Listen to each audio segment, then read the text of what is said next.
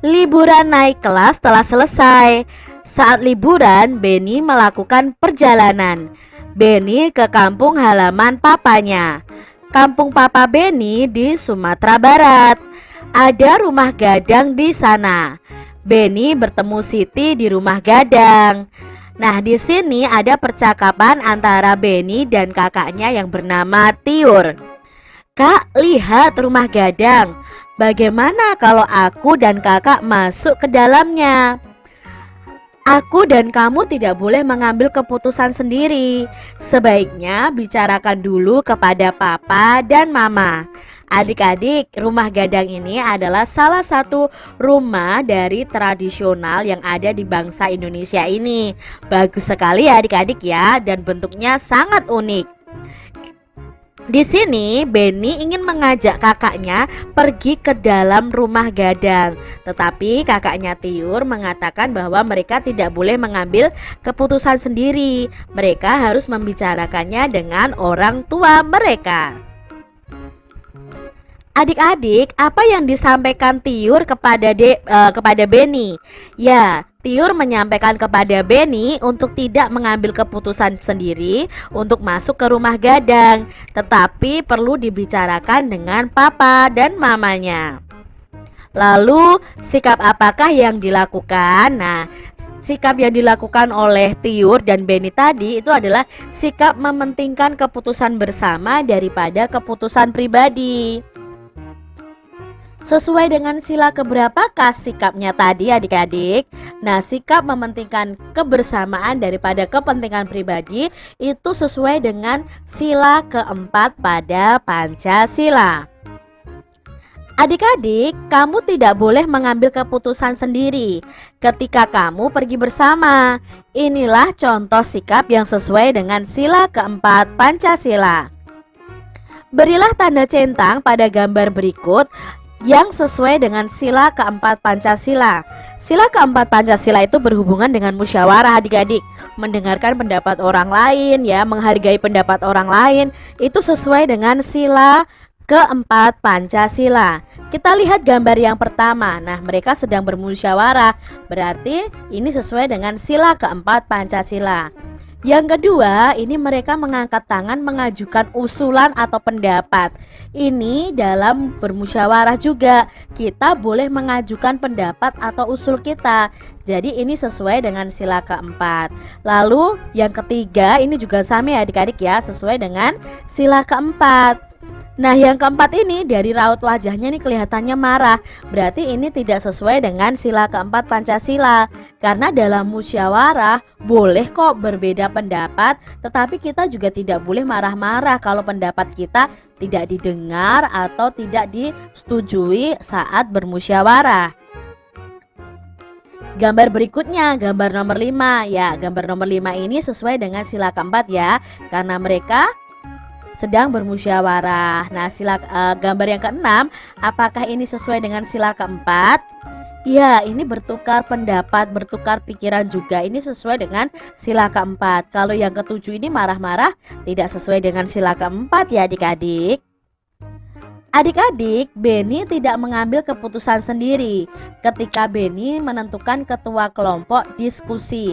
Mungkin di kelas kalian pernah membuat bermusyawarah ya, memilih ketua kelas, piket kelas, atau memilih ketua kelompok diskusi. Itu kalian biasanya bermusyawarah. Nah, musyawarah itu apa? Nah, musyawarah itu adalah di sini ya, berdiskusi untuk mengambil keputusan bersama secara mufakat. Nah, saat bermusyawarah itu pasti ada perbedaan pendapat. Perbedaan pendapat atau perbedaan pilihan itu dapat disatukan melalui musyawarah. Kita harus mau menghargai orang yang sedang menyampaikan pendapat atau usulnya dalam musyawarah adik-adik. Musyawarah itu dilakukan supaya tidak terjadi pertengkaran dan pertikaian. Musyawarah itu dilakukan dengan asas kekeluargaan. Pengambilan keputusan dalam musyawarah dapat dilakukan dengan cara voting. Apa itu voting? Voting itu adalah cara pengambilan keputusan dengan pemungutan suara. Misalnya di kelas kalian membahas ketua kelas, tetapi tidak mencapai mufakat. Nah, bisa di voting. Yang memilih misalnya yang calonnya adalah Beni dan Edo. Siapa yang memilih Beni? Ada berapa anak dihitung. Siapa yang memilih Edo? Ada berapa anak dihitung. Nah, itulah yang dinamakan dengan pemungutan suara atau voting. Ya, itu juga salah satu bentuk dari musyawarah. Nah, di subtema ini, contoh penerapan sila keempat Pancasila di tempat wisata itu apa saja? Nah, contohnya adalah kalau kalian bermusyawarah dengan keluarga kalian memilih tempat wisata yang akan dikunjungi. Lalu musyawarah memilih tempat membeli oleh-oleh. Lalu mendengarkan pendapat orang saat bermusyawarah itu juga contoh penerapan sila keempat Pancasila. Saya, Siti, Dayu, Udin, Edo, Meli, dan Lani satu kelompok diskusi. Aku dan teman-teman akan menentukan ketua kelompok. Saat menentukan ketua kelompok harus mengambil suara. Caranya dengan menulis nama di kertas kecil dan menggulungnya. Ini adalah contoh dari voting atau pemungutan suara, memilih ketua kelompok diskusi. Nah, mereka akan menuliskan siapa yang akan menjadi ketua kelompok di kertas kecil gitu ya, kertas sobekan kecil, lalu menggulungnya nanti dibuka bersama-sama dan dihitung siapa yang paling banyak menerima suara. Nah, itulah yang menjadi ketua kelompok. Adik-adik, sesampainya di Padang, Beni singgah di air terjun Lubuak Tampuruang. Nah, air terjun Lubuak Tampuruang ini unik sekali adik-adik, seperti batok kelapa yang dibelah. Masih banyak terdapat air terjun di Sumatera Barat. Adakah air terjun di tempat tinggal kalian? Atau adakah tempat wisata di daerah kalian? Nah, karena di sini Beni itu melihat air terjun, maka Beni menyanyikan lagu yang berjudul Air Terjun. Bacalah teks lagu berikut ini yang berjudul Air Terjun itu kita baca dalam bentuk puisi. Nah, ada puisi yang berjudul Air Terjun. Yuk kita baca bersama-sama. Air terjun.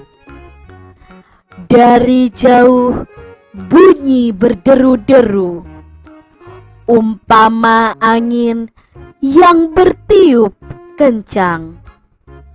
Rupanya air yang terjun tinggi, melompat-lompat dengan tak berhenti. Itulah air terjun namanya.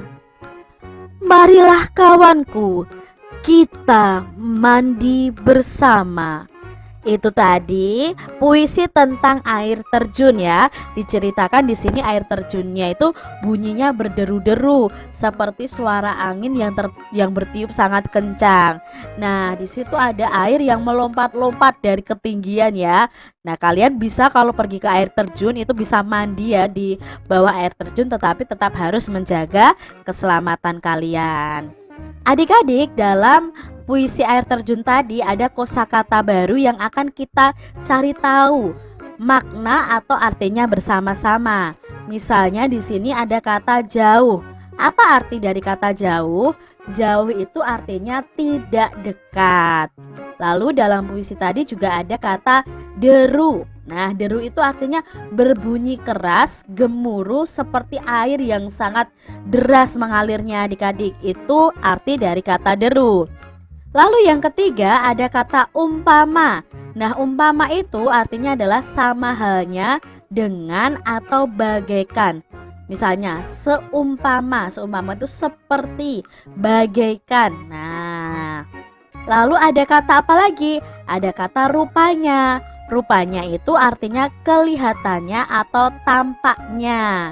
Lalu berikutnya ada kata terjun. Tadi kan ada air terjun. Terjun itu artinya melompat turun. Itu tadi ya arti kata dari puisi air terjun. Beni singgah di kampung Siti. Anak-anak di kampung Siti sedang main kelereng adik-adik. Beni ikut bermain kelereng. Beni menang saat main kelereng. Beni sangat senang. Beni melompat. Beni juga berlari sambil melayang. Tahukah adik-adik bagaimana gerakan melayang? Nah, gerakan melayang itu adalah gerakan saat badan atau kaki kita itu berada di udara atau tidak menyentuh tanah. Nah, ini adalah contoh-contoh gerakan melayang. Kita berlari kepada sebuah papan miring ya, lalu kita lompat. Nah, ketika kita di udara itulah yang disebut dengan melayang. Yang kedua ini adalah gerakan melompat ke depan. Meloncat ke depan itu juga gerakan melayang saat kita berada di udara.